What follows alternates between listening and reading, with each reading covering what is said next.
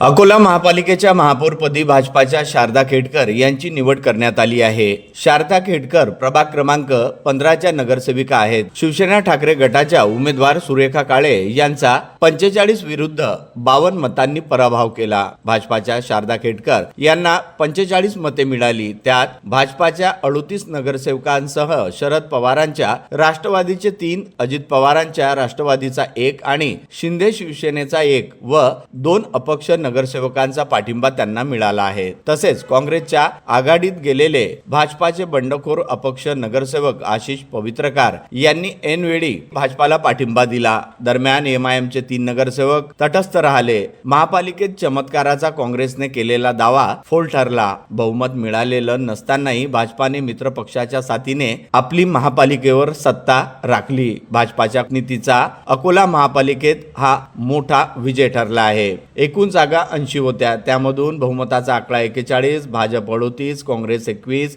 उबाडा 6, शिंदेसेना 1, अजित राष्ट्रवादी 1, शरद पवार राष्ट्रवादी 3, वंचित 5, MIM 3 आणि अपक्ष 2 असा हा आकडा होता। म्हणजेच अकोला महापालिकेच्या महापौरपदी आता भाजपाच्या शारदा खेडकर यांची निवड झाली आहे।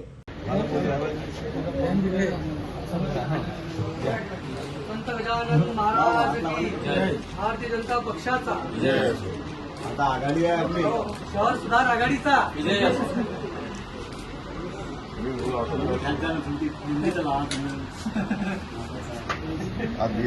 अध्यक्ष आहे तुम्ही ते